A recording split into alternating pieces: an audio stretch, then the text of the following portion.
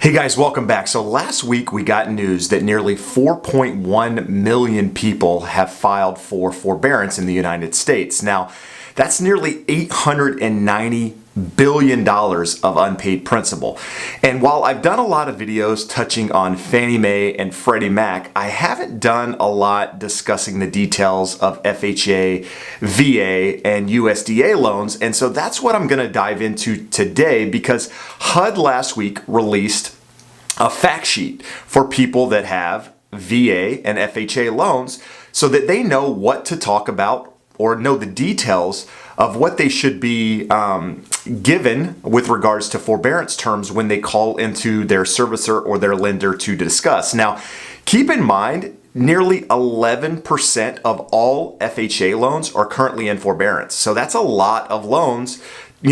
Over 10% of the loans are in forbearance that are FHA loans. So that's a huge percentage. So if you're one of those people that have an FHA loan or a VA loan, I'm going to go over the fact sheet today in detail. We're going to outline it and kind of go over some of the details so that if you're discussing, forbearance with your lender, maybe you're already in forbearance, maybe you're not and considering it. Either way, you know the facts. You know what you can ask for and what they are required to give you in doing that. But before we get into that, I'm Jeb Smith. I'm a real estate broker here in Southern California. And my channel is all about real estate. So, if my goal here is to help educate homeowners, help guide you through that crazy real estate process, whether at this time it's forbearance or you're buying or selling a home and just need more information. So if that's of interest to you at all, do me a favor, hit that subscribe button. Again, as you subscribe, it helps more people see the channel. And if you like it, you hit that thumbs up button. Again, it helps more people see it as well.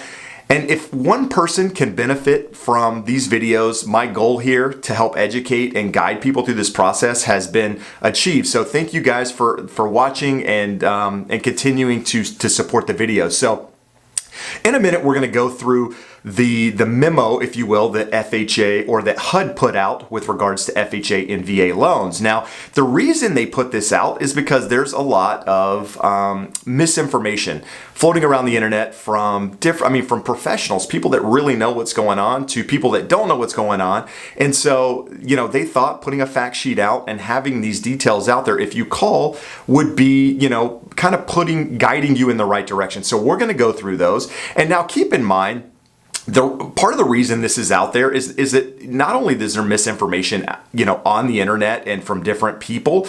When you call and talk to these people, a lot of times you'll talk to the same company, you'll talk to multiple people, and you'll get multiple answers. And it's not because there's some conspiracy theory. I don't believe that they're there to confuse you and take your home. It's because they truly don't know what the company that they're working with offers. And that's part of the problem, right? A lot of these people were hired within the last 30, 45 days to support all of the calls coming in. So these people had no knowledge probably of the company at all prior to this, much less what they offer. And because this information is coming out almost hourly with regards to updates, they can't keep up to date with all the information going on. And so that's why it's important that you, as the consumer, know what your options are so that when you're talking to these people, you can say, no, this is fact. This is what I want. This is what I should be given. And you can go back and forth with these people and know what you should be offered. So with that said, let's dive into it and give you a little bit more information. All right, so here is the fact sheet, the CARES Act Forbearance Fact Sheet for mortgagees and servicers of FHA, VA, or USDA loans. Now, as I mentioned, I'm going to put the link below here so that you can actually download this if you're interested. But what it goes on to say here, a guidance for assisting borrowers. Now, again, part of this is for the servicers to read, understand, and part of it is for you as a homeowner who has a mortgage with one of, FHA or VA to read. So some of it may read as if you're the servicer, some may read as if you're the homeowner, but regardless, just take the facts and use them. So the first important thing that it says is highlighted here. It says, However, if the borrower requests a forbearance, a servicer must give them the forbearance requested. No documentation is required to prove the hardship beyond the borrower asserting that they are suffering from a hardship. The relief is available to anyone who has a federally backed mortgage, regardless of delinquency status. So that goes in to say if you were delinquent prior to going into this on your mortgage, and you've been affected by COVID, you can actually still request a forbearance period for that period of time. Now, it goes on to say that under the CARES Act, borrowers are entitled to request an initial forbearance period of their monthly mortgage payments for up to 180 days and may request up to an additional 180 days. So if you ask for a 180-day forbearance period to start, that's what they should give you. It says that the servicers must approve the forbearance period for the amount and time that the borrower requests, right? Under the CARES Act, this is done at the borrower's request and for as long as they request, up to 360 days in total.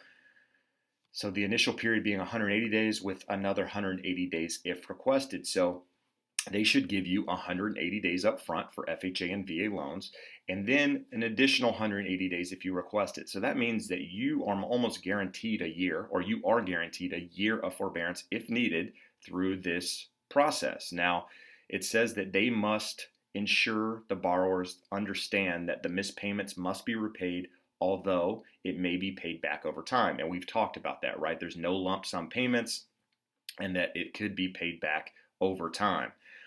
There's some additional language here about educating the borrower on repayments, and discussing different repayment options. And now it goes down to talk specifically about FHA and or VA loans. It does say FHA does not require lump sum repayment at the end of forbearance. FHA has developed the COVID-19 standalone partial claim to assist with repayment. If borrowers were current or less than 30 days delinquent as of March 1st, they are entitled to this option. A partial claim is a zero interest, no fee junior lien on the borrower's property that will become payable when the borrower sells their home, pays off their mortgage, or mortgage otherwise terminates. So that basically means that you'll have a second loan on your property with the unpaid balance. You won't have to pay it up front. Once you resume payments, you are resuming your normal monthly payment. There is no additional principal or anything required unless you work that out with your lender. But this is what you are entitled to. VA loans says servicers of VA loans cannot require borrowers to make a lump sum payment immediately after a borrower exits a CARES Act forbearance. So if you had a different forbearance that had nothing to do with CARES Act, there can be additional requirements, but if it's part of the CARES Act, they cannot ask you to make a lump sum payment, which basically means that you can pay that over time. Now, again, it goes on to talk about USDA loans, which I won't get into because most people don't have USDA loans. It's more of a rural thing. Most people have VA and FHA, and as I mentioned, that's 11% of all FHA and VA loans are currently in forbearance. So that's a lot of loans. Only 6.7% or something of Fannie Mae, Freddie Mac loans are in forbearance. So a lot more FHA and VA. And that's traditionally because lower down payments on most of those, they put less money down. Traditionally speaking, FHA and VA have lower credit requirements and that sort of thing. So that could be some of the reason that a higher percentages are in forbearance. But anyway, that's the document. I hope it's helpful. If you have additional questions about that, let me know. Otherwise, we'll get back into it. All right, guys. So now that you've seen the actual fact sheet, again, I will put the link to the fact sheet below that's directly from the HUD site, so you can go there and download it if you want to have it when having those conversations with your lender. But again, it lays out there what you should be offered. So if you're calling in and you're not being offered exactly what it says there below, that's what you should request. You should reference that fact sheet as part of that came directly from HUD. And a lot of them won't have any idea what you're talking about, I'm sure.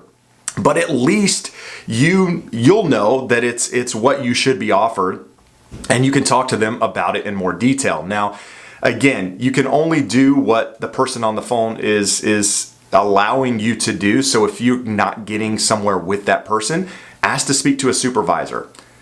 Call back, ask to speak to somebody else. Just get to the right person, and whatever you do, make sure you're getting it in writing, right? Verbal isn't good enough, especially with the possibilities of how it could report to your credit report or, payment, how your payments are paid in the future. Make sure you're getting these options in writing. Even if they have to mail it to you, find out the timeline on that. And if you're not getting it within that timeline, call back and ask for it again. But just make sure you're getting it so that you have something to fall back on. So As I promised throughout this process, as I get more information, I will continue to update you. But you know, if you have additional questions about this, do me a favor, comment below. I've been doing my best to answer every question that comes through, whether I know the answer or not. I'm letting you know that. And again, you know, if there's another topic with regards to this you want me to touch on, do me a favor, comment below, and I will do that as well. As always, I appreciate the support. I appreciate you watching, and I look forward to seeing you again soon. Have an awesome day. Bye-bye.